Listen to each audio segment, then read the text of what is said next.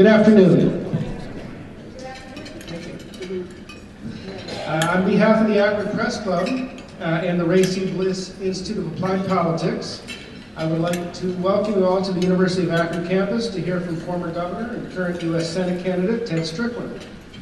I am Dave Cohen, Vice President of Programs for the Akron Press Club and a fellow at the Bliss Institute of Applied Politics. At this time, I ask that you please silence your cell phones or any other noise-making devices. I have a few housekeeping matters to address before we get started. First of all, we have two big events coming up in the near future. The Akron Public Schools State of the Schools Address with Superintendent David James will be taking place February 23rd at Quaker Station across the street.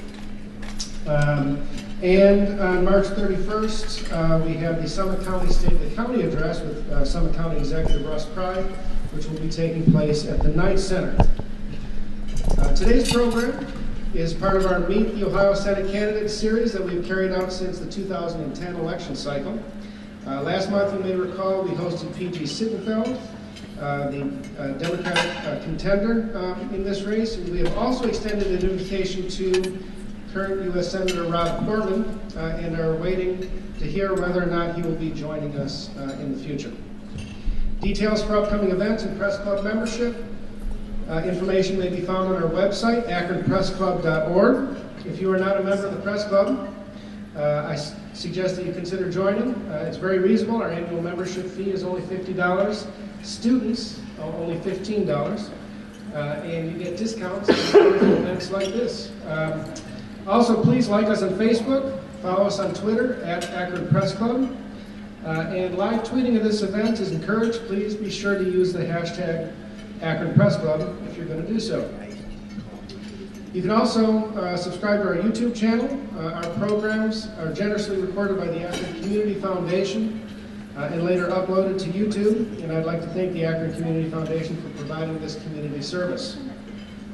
And I'd like to thank the audience here for attending this luncheon and other events held by the Press Club. Your support allows the Press Club to fund scholarships for college students seeking to become communications professionals. I'm going to now turn the program over to today's moderator, Bruce Wingus. Bruce is the Vice President Editor of the Akron Beacon Journal, also a current board member and a past president of the Akron Press Club. Please, Bruce, take it away.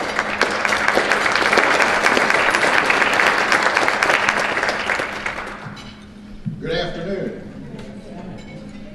Our speaker today is Ted Strickland. He's running in the March 15th primary against P.G. Sittenfeld to be the Democratic nominee for the House Senate, or for the Senate seat that's currently occupied by Rob Portman.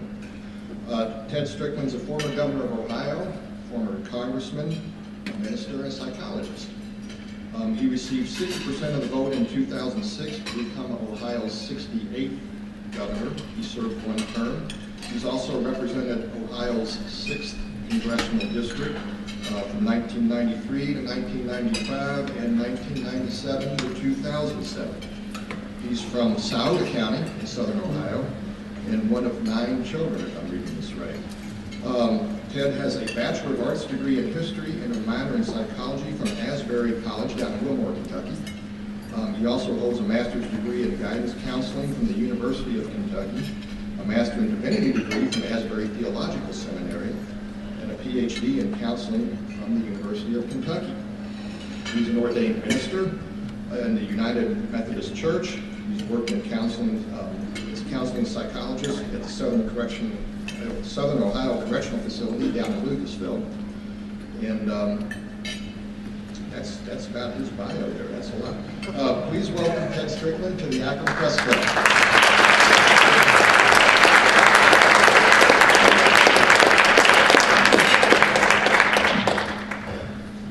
Thank you, Bruce, and thank you, Madam President of the Press Club, and all of those of you who have come to spend a little time listening to me today. I appreciate your presence. I plan to speak for not too long, and I look forward to entertaining whatever questions you may have of me after I have finished speaking. Before he was president, John F. Kennedy was, of course, a United States Senator. And while in the Senate, he wrote a beautiful book about its history called Profiles in Courage. Kennedy's book focused on senators who stood up for the people and the nation, even when faced with the pressure that powerful interests could throw at them. Now, we all think that politics is a pretty rough game these days, and it is. But you should see the things and hear the things they said in 1807 about John Quincy Adams when he was a senator from Massachusetts, or in 1868 about Kansas Senator Edmund Ross, or in 1917 about Nebraska Senator George Norris. And this wasn't coming from the Drudge Report or from some Twitter troll. Adams was called Lucifer by a member of his own party. Ross was told that he should think about committing suicide by a justice of the Kansas Supreme Court. And poor old George Norris. You know, George Norris was a reformer. He fought for working people and against monopolies.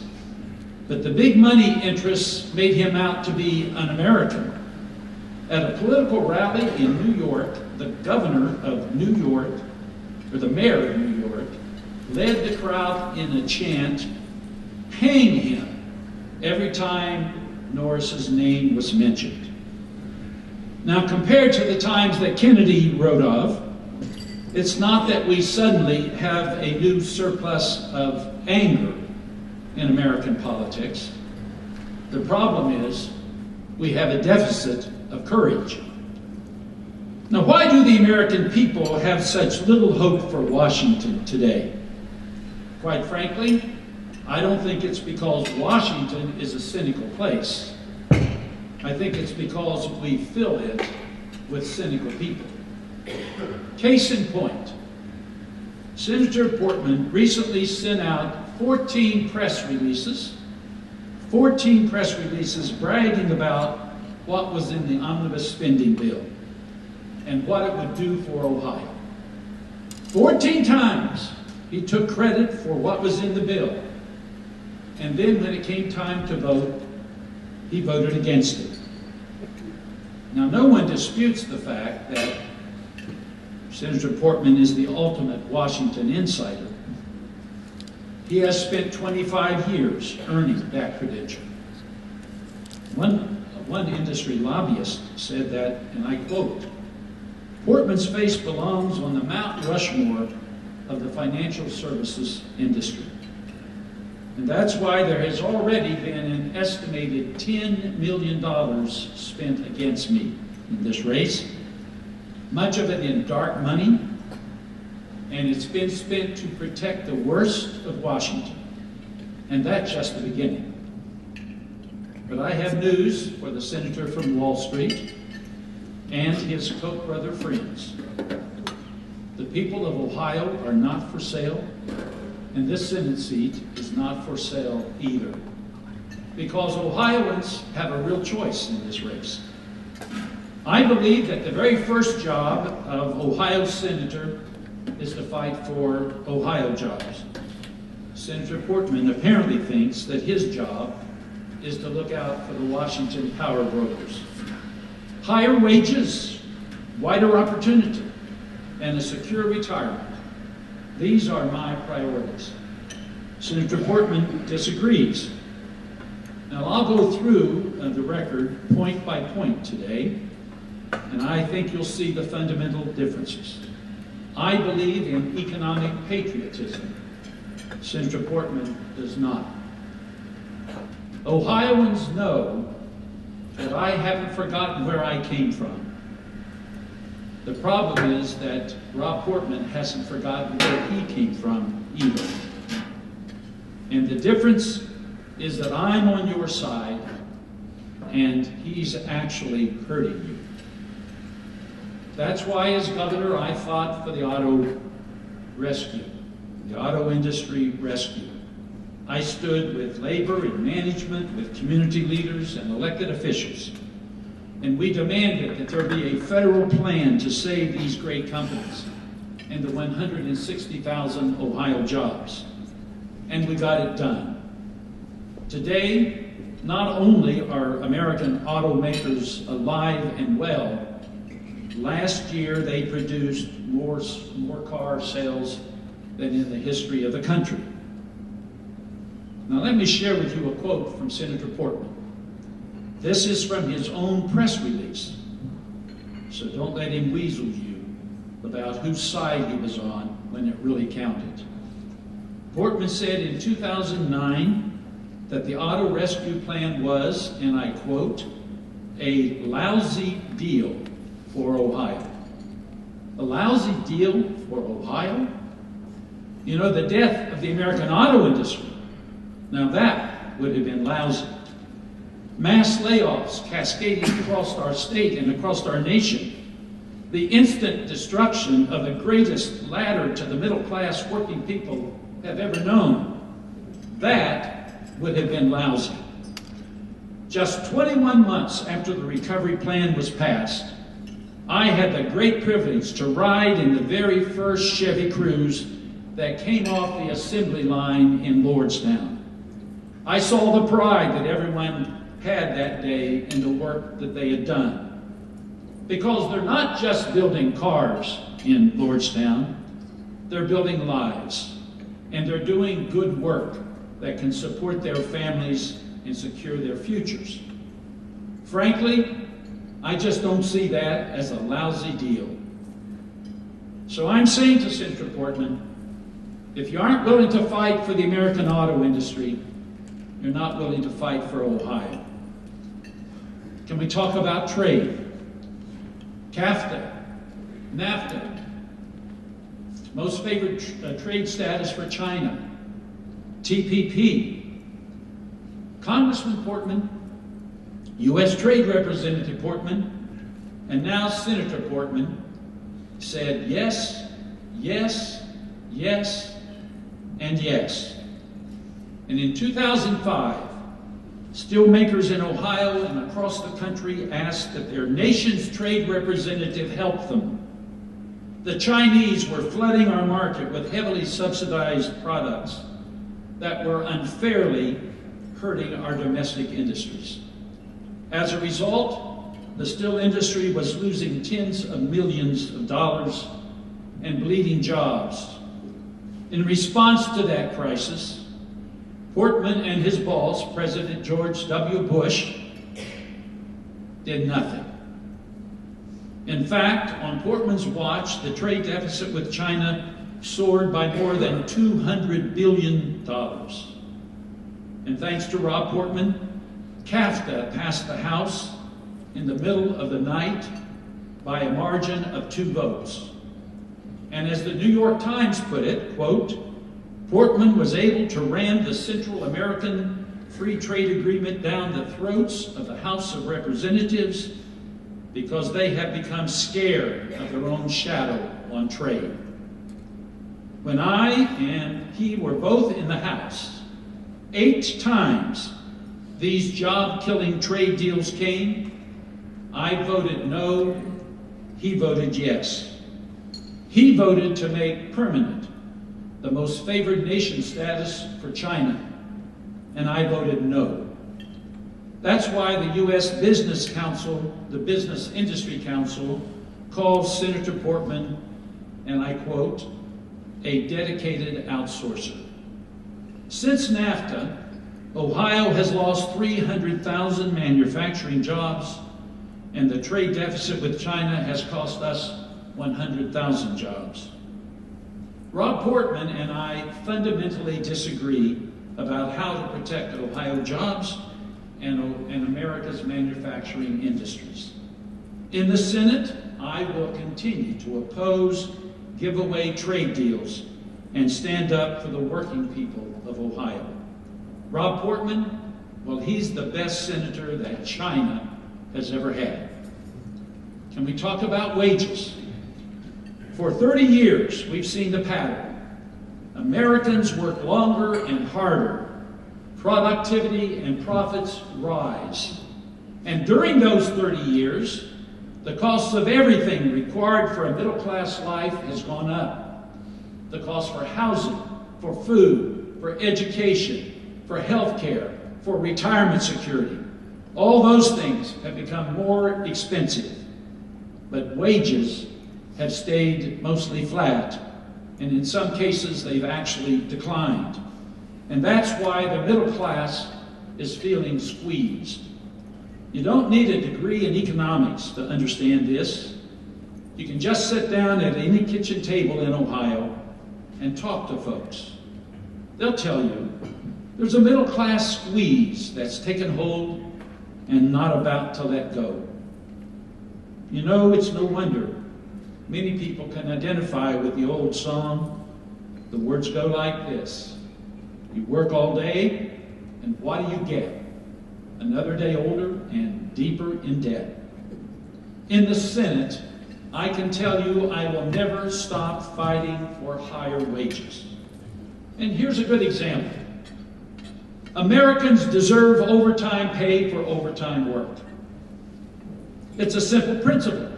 It puts money in the pockets of hardworking people, and it keeps employers from exploiting the workforce. It's a simple principle, but one that Rob Portman disagrees with. When the Bush administration put together a scheme to undermine the overtime wage laws, Congressman Portman stood with Bush and big business and big money. With Portman's support, the measure passed the House by 3 votes. And overnight, 6 million people whose jobs didn't get any easier, whose pay didn't get any higher, whose workday didn't get any shorter, suddenly lost the protection of overtime pay. And thanks to Rob Portman, now they earn just a regular hourly wage, even if they were to put in an 80-hour work week. College affordability.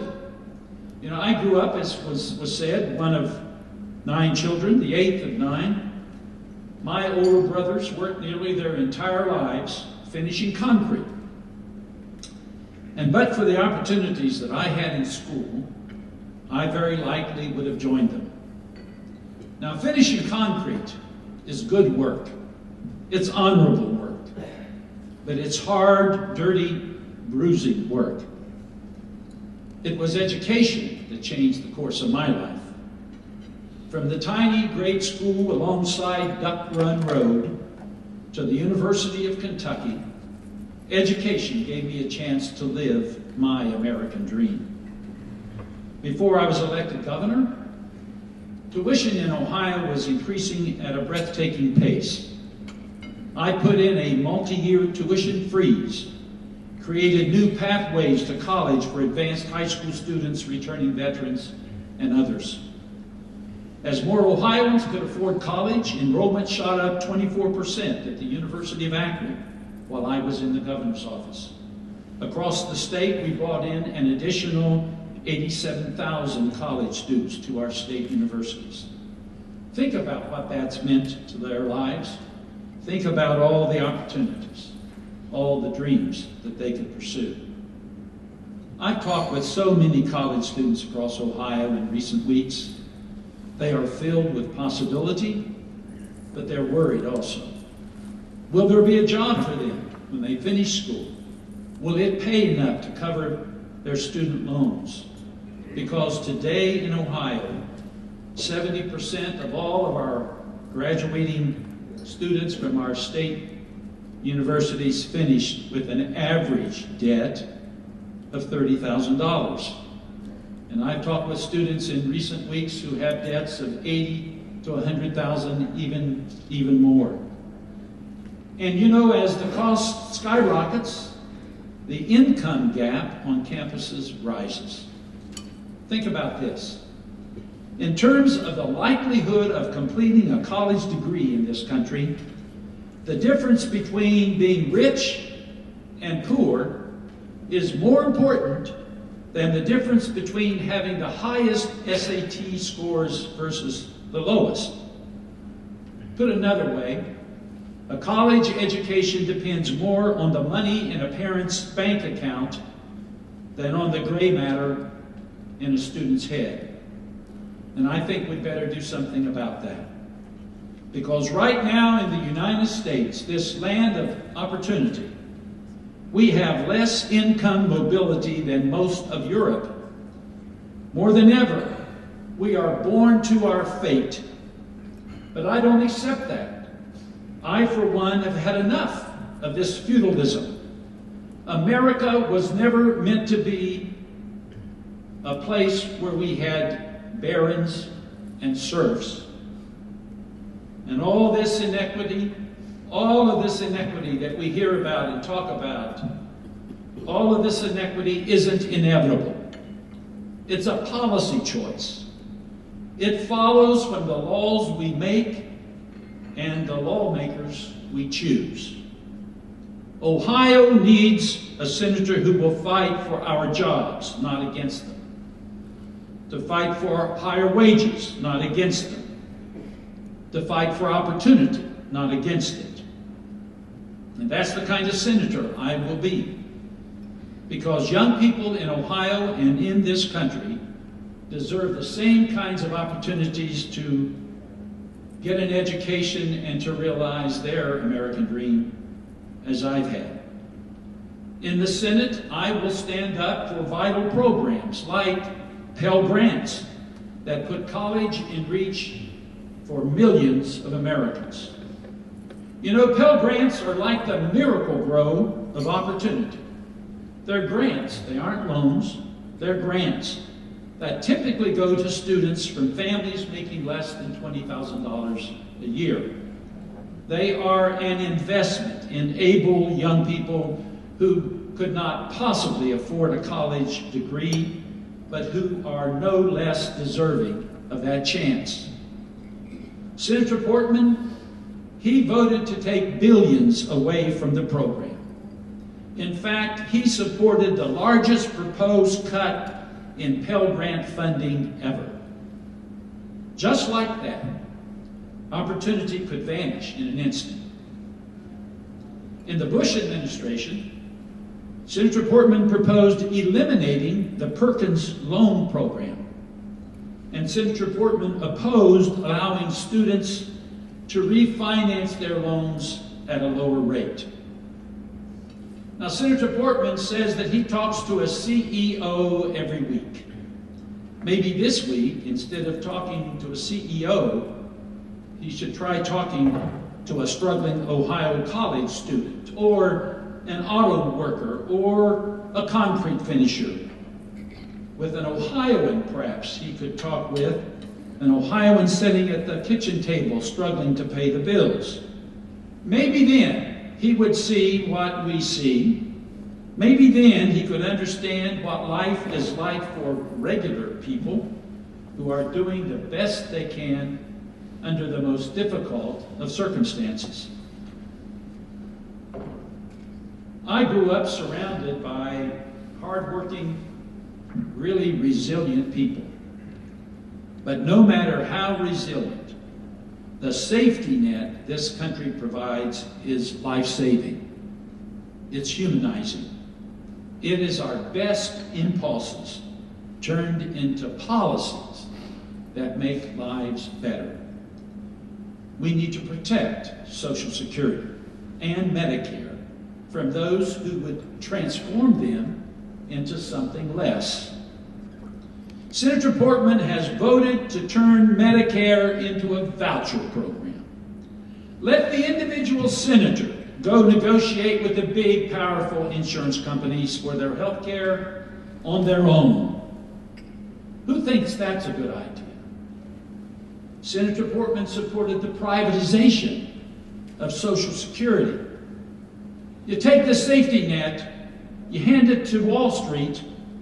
How could that possibly go wrong? And Senator Portman also favors raising the retirement age.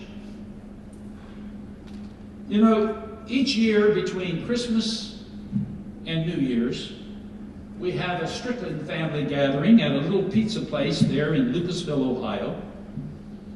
And we gather together for a couple of hours and eat pizza and talk and catch up. And this past December, I was talking to my niece, Anita. She's 60 years of age. I said, Anita, how are you? She said, I'm okay. And I said, are you working? And she said, oh yeah, I'm working. I said, where are you working? Anita is a cement finisher. And she said, Ted, I'm working in Catlettsburg, Kentucky at the refinery. I get up, I drive an hour and 20 minutes. I work 10-hour days, 6 days a week. And each day I drive an hour and 20 minutes one way and an hour and 20 minutes the other way. And she said, you know, I'm so tired on Sundays, I just don't even get out of my pajamas. Now, she's glad she has a job, a good paying union job. But 6 days a week, 10-hour days, finishing concrete when you're 60 years old. That the Senator Portman would have no way of knowing. When you spend your life finishing concrete and you're still working into your 60s, the chances are your fingers are gnarled, your back is bent, and your knees are bummed. Now imagine telling a 67-year-old concrete finisher, woman or man, well, I'm sorry, but millionaire Republican senators with baby soft hands have decided that you're too young to retire. That's outrageous. How can you tell such a person, man or woman, that they haven't given enough of their lives to toil? I remember a meeting I had in Cleveland, Ohio with a bank president. I was still the congressman, but I was running for governor. And it was a hot day. And we were sitting there and he says to me, Congressman, you just don't get it. He said when Social Security was passed, people were living not nearly as long as they are today. We've just got to raise this retirement age before people qualify. And I said to him, well, sir, you know, it's a hot day outside and I really enjoy this air conditioning that you and I are sharing. And we're sitting here at this table and we've got on suits and ties. You know, you and I may choose to work until we're 90 years old or older if we are able. But my brothers finish concrete for a living. They get down on their hands and knees in the blazing sun out there and they finish concrete. You can't do that when you're 67 or 70 years of age. You know, instead of playing politics with these magnificent programs, Social Security and Medicare, I'll stand up and defend it.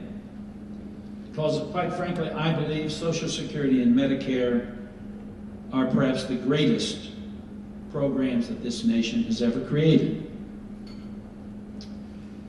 Before I was born, my parents lost the family home in the 37 flood that devastated the city of Portsmouth. They never went back to that house. They moved to the country and they lived in another house that they eventually lost to the bank. And then when I was about 5 years old, we lost our house on Duck Run to a fire.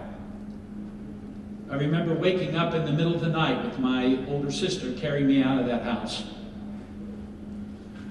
My mother and my brothers and sisters stood across the road from that house and watched it burn to the ground. Gone was my mother's third house and all of our possessions, and there wasn't a penny's worth of insurance to bring it back. My dad was working the midnight shift at the steel mill that night, and I'm too young to remember this personally, but I'm told that he was in a panic as he was getting near the home and saw the glow of the fire in the sky, not knowing what was happening to the family. But he and Mom did what they had done before. They started all over again. Now, when you lose your home, you can't rebuild overnight. but you can rebuild every day. So each day, board by board, my father and my older brothers converted our barn into a house. Struggle was never absent from our lives, but I also know this: given any opportunity, our people can make something more and build something bigger. I look at Akron today and I see the massive Bridgestone Technical Center that I fought for when I was governor. And I see the new Goodyear headquarters that I was ready to move heaven and earth to keep in Akron, because those projects meant jobs and opportunity for Ohio, something more, something bigger. What I learned growing up on Duck Run was the strength of family and the power of perseverance, because that old barn that we turned into a house wasn't finished overnight, but I'll tell you this, it still stands strong today, and my niece Anita lives in it. Now, I'm not running to be the next senator for China, or Wall Street, or the banking industry, or for what the power brokers in Washington want, because in my soul, I couldn't do that. And frankly, I don't think they would have me. I'm running to be the next senator from Ohio and the first senator from Duck Run. I believe in the American dream because I've lived it. And I'm here to tell you today that I will fight for that dream every day I serve in the United States Senate. Thank you very much.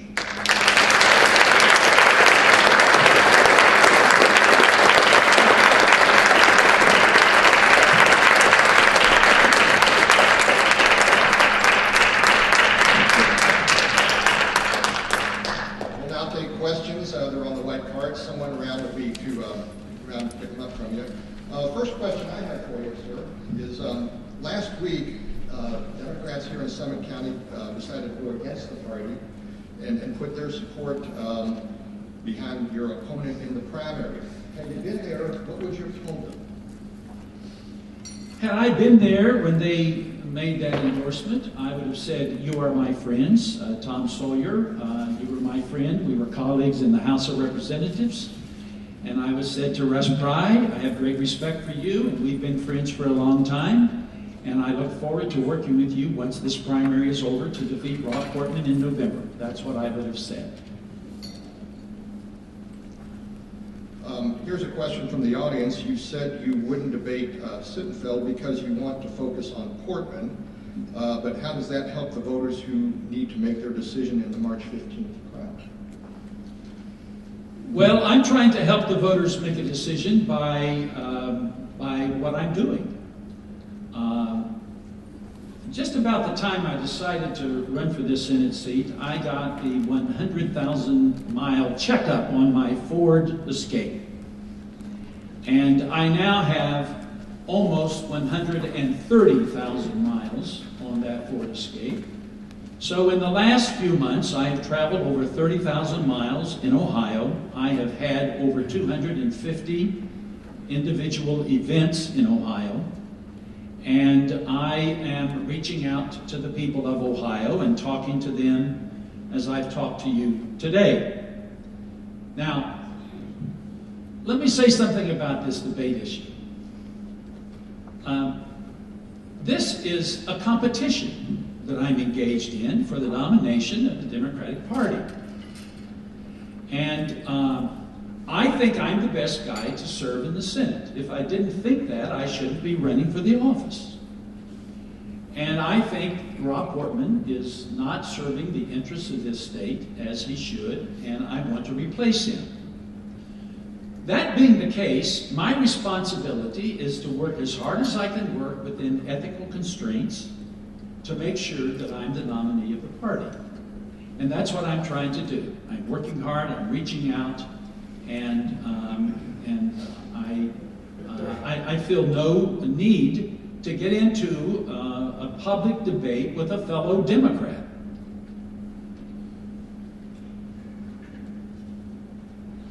spoke here today, you talked a lot about issues. What is your top priority? Jobs.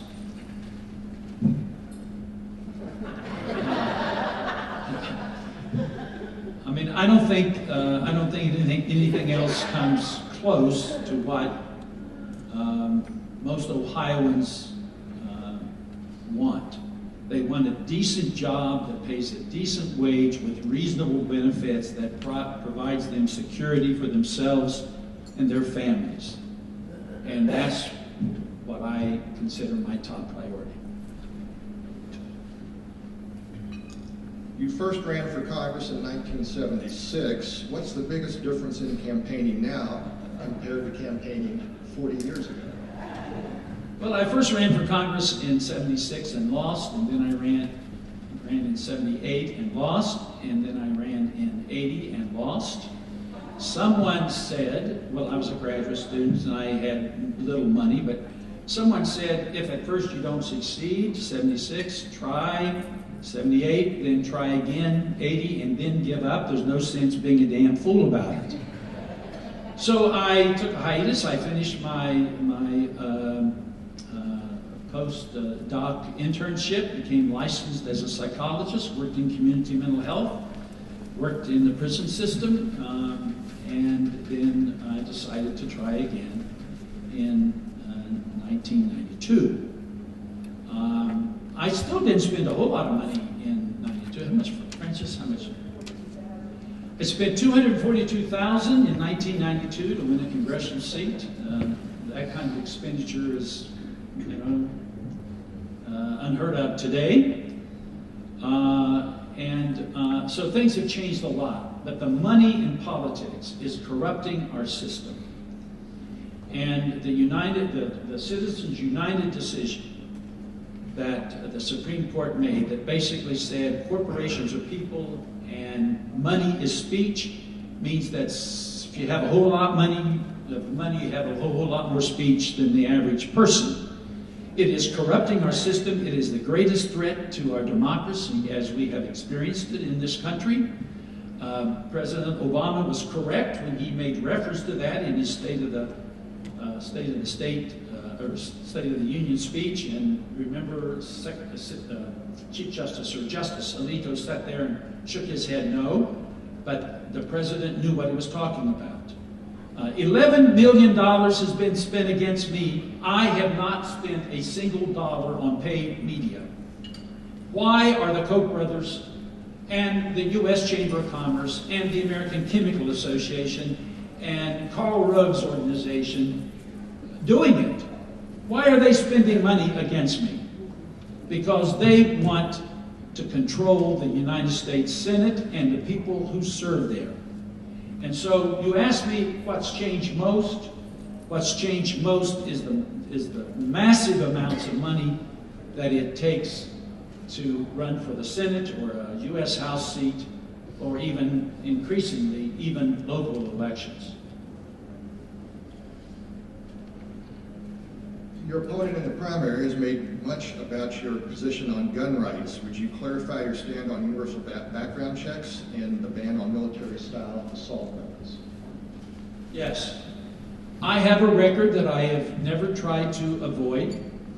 I represented for a lot of years southern and southeastern Ohio. I was a member of the NRA, and I believe in the Second Amendment. Having said that, I dropped my membership in the NRA several years ago, 5 or 6 years ago, because I thought they had become increasingly extreme in their points of view. There was a time when the NRA supported background checks. Obviously, they no longer do. And so I believe it's reasonable for people who have life experiences to learn from those experiences and be willing to change their views. I support no loopholes, comprehensive background checks. I support keeping those who are on the no-fly list from being able to have easy access to guns. Now, the assault weapon ban was in the crime bill. It was the 1993 crime bill. I may have voted against that bill for the wrong reason, but today I'm glad I voted against the crime bill. It had the assault weapon ban in there, but it had a lot of bad stuff in there. It had all of this these changes that resulted in the massive construction of prisons around this country, to mandatory sentences, removing discretion from judges. And so it had a terrible effect, and I think most reasonable people understand that now. The problem with the assault weapon ban, in my judgment, is that it's very difficult, and has been very difficult, to define what constitutes an assault weapon. Because we've seen across the years when the assault weapon ban was in place, modifications from this gun would be modified in a certain way, and then it would be classified in a different way. And I have said, if there is a bill that makes sense, that has the kind of definition that is enforceable and doesn't result in just games being played, I would support it. But the assault weapon ban that was in effect, in my judgment, had little effect, and it was filled with ways for people to get around it by modifying weapons in certain ways that didn't fit the particular description that was in the law. And I know of no serious effort at the national level at this point in time, either coming from President Obama or any other of the gun rights groups, to try to impose a new assault weapon ban. If it's possible to do it in a way as I described, I would support it. How would you pay for low-cost college and other programs? What tax policies would you propose or support? How would I pay for college and other low-cost programs? Well, first of all, I think we need to take a very serious look at our tax code. For the last, since Ronald Reagan, quite frankly, there has been a shifting of the tax burden in this country from those who are most able to pay to those who are the least able to pay. So we need to take a very serious look at our tax code. And we need to understand that there are provisions in federal law that actually make it attractive for companies to take their profits, put them offshore, and I think we could find ways, and there have been numerous suggestions made as to how to do this, to take away the incentives that are in place for companies to move their profits offshore. And so we need to look for those kind of ways to raise revenue. But I want to be very clear with you. The tax code is a mess. It is filled with loopholes that deprive us of not only billions, but trillions of dollars that could and should be used for the common good in this country. And that's what I would do. Look at this tax code, find the loopholes, close those loopholes, bring that money, and use it for education, healthcare, and essential things for the American people. If elected, how would you work with the state's administration to improve education in Ohio? Well, let me say that I was governor for 4 years, and I am very proud of what we did in education in Ohio. And maybe I sound like I'm complaining, but I don't think I've ever really gotten the kind of recognition for what we achieved. We gave Ohio a constitutional system of school funding. The Supreme Court on numerous occasions, as you know, said that Ohio's system is unconstitutional, primarily, not only, but primarily because of the over-reliance on the local property tax. And what we did in our evidence-based model, which we passed into law, we shifted that burden from the local property tax onto the state at a greater level. How did we do that? Well, we know that wealthy areas have more money than poor areas. And we know that there is a correlation between how wealthy areas do in terms of their educational offerings and student achievement and the poorer areas. So we said that every region would have to tax itself up to a certain millage.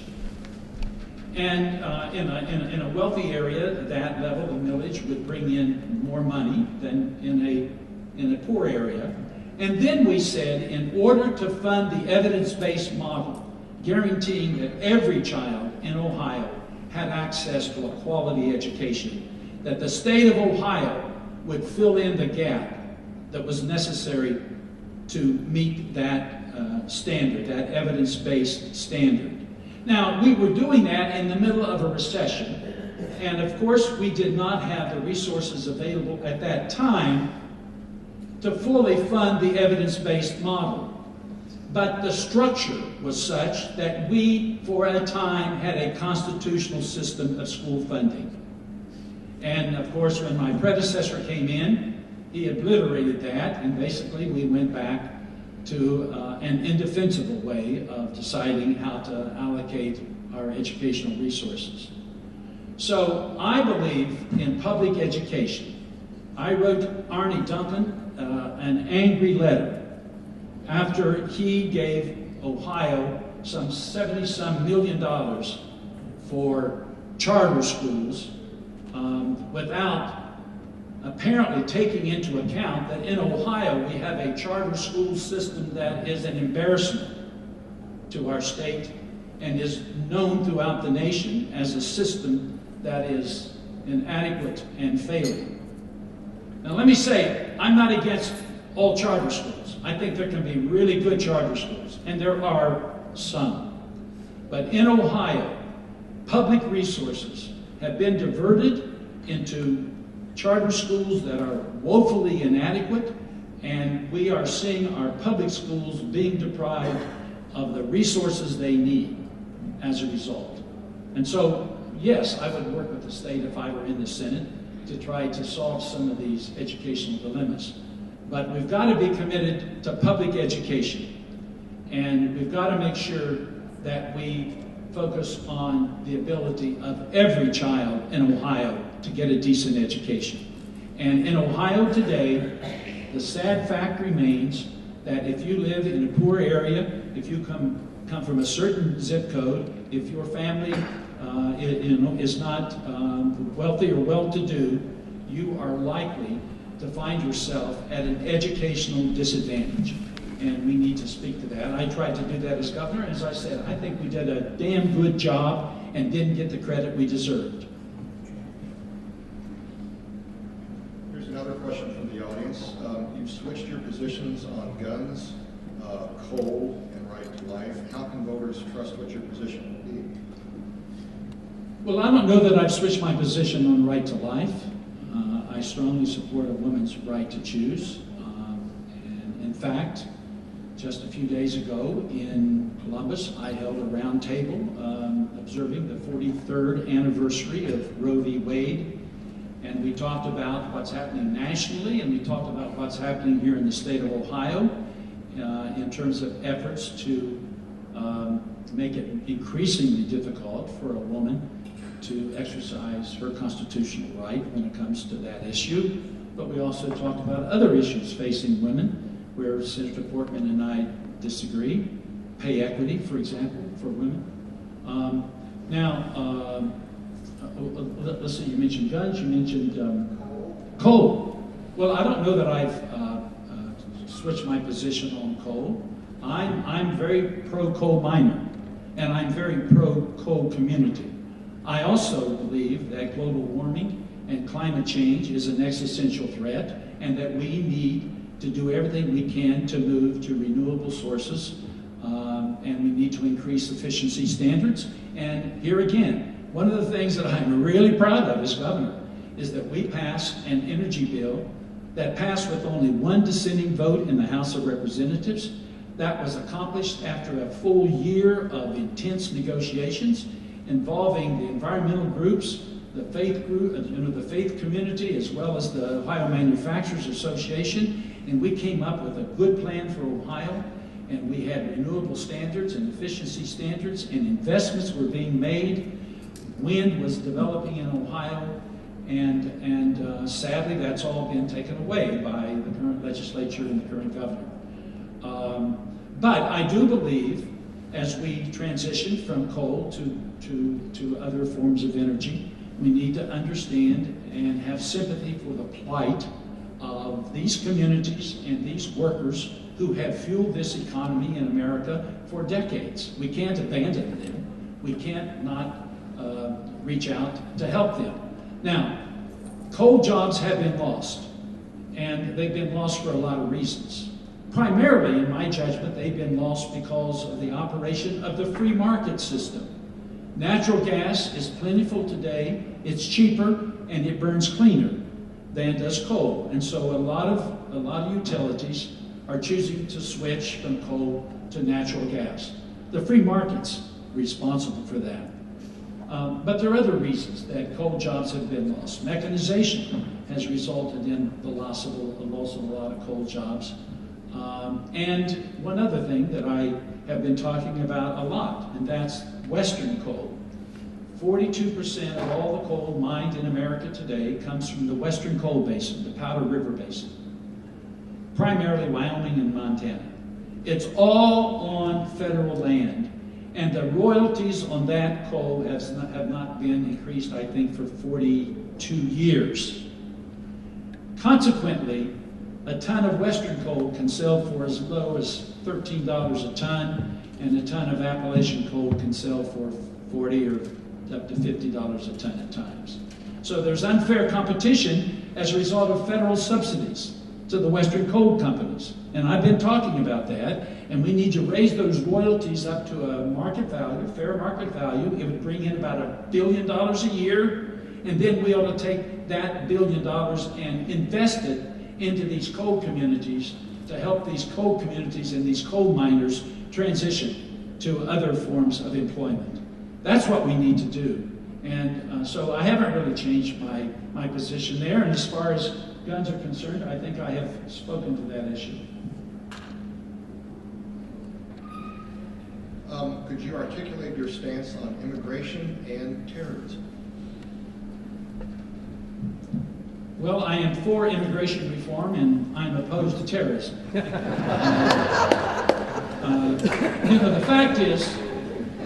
The fact is that we need a comprehensive system of immigration reform, and I think most reasonable people in this country of both parties would agree to that. So I've been outspoken about that issue. I certainly would have supported what was passed in the Senate in a bipartisan way, even with the support of someone like Marco Rubio. Unfortunately, the House of Representatives refused to take it up and even vote on it. I think if the House had taken it up, it would have passed the House of Representatives, and we would have had a fairly comprehensive national immigration law in place. And terrorism. Well, the first responsibility of a president or a senate or of those in political power is to try to make sure that the American people are protected. And that would be my goal. But I also believe that we should avoid another fighting war in the Middle East, and I'm talking about actually having American troops redeployed in a fighting capacity. I oppose that. Now, I'm going to be giving a national security speech in a few weeks, and I intend to go into my position on these matters in very significant detail. But as I said, I think that we ought to avoid, just let me say this. The Middle East is a difficult place, but I believe that much of what we are experiencing in the Middle East today is the result of our invasion of Iraq. When I was in the House of Representatives, Sherrod Brown voted against that war. I voted against that war. Rob Portman voted for it. And I think we consequences of the decision that was made under the Bush administration that continues to cause us great difficulty today. Looking out here in the audience, I see some young folks. What would you do to engage millennials in the election process? Well, I'm doing it. I've been to numerous college campuses. I was at Denison University just, was it yesterday or the day before? 2 days ago. I've been to the University of Dayton. I've been to Bowling Green University. I've been to numerous college campuses, meeting with younger folks. I'm very proud to have the endorsement of the Ohio College Democrats. So I think my campaign is, in fact, reaching out to millennials, college students. I'm meeting with the University of Cincinnati students tomorrow. And so it's just being available and including them. I have a lot of young millennials as a part of my campaign, as a matter of fact, and I'm very proud to have them. Just a couple more questions. I want to be respectful of everyone's time. Some say you'd be a rubber stamp for national Democrats. What are some policy issues with which you disagree with the president? Well, I certainly disagree with Bill Clinton when he was president on NAFTA and on other issues. I disagree with President George W. Bush on the decision to go into Iraq. I disagree with the president right now on the Trans-Pacific Partnership. I think it's just but the latest of a trade deal that will be detrimental to the people that I care about, the working people of Ohio and of America. And so I think I've demonstrated quite clearly that when I think a particular policy is not good for Ohio and the people that I care about in Ohio, I will stand up for them and oppose those who have a differing point of view. This will be our last question. Couldn't help but notice your connection to Kentucky. Yes. I'm also from Louisville, having grown up there, and I went to the University of Kentucky. What made you choose Kentucky for all that education? Well, by the way, I'm married a Kentuckian, so I've got to be careful here. Francis and I met at the University of Kentucky. But how did I choose Kentucky for my education? Well, I was a senior in high school. I had never thought about going to college. I didn't know anyone who ever went to college, except my teachers. And one weekend, one of my teachers invited me to go visit this small Christian liberal arts college in Kentucky, Asbury College. And so I went down with her that weekend, and on the way home she said, "What did you think?" And I said, "Well, it's a great place." And she said, "Well, Ted, I want you to know that if you want to go to college, you'll be able to. There'll be people who will help you." And that was my first thought of going to college, and it happened to be Asbury College in Kentucky. So I went there, and while I was there, I got involved, and I ended up going to seminary, and then I started working as a student during the summers at a Methodist children's home in Kentucky, in Versailles, Kentucky.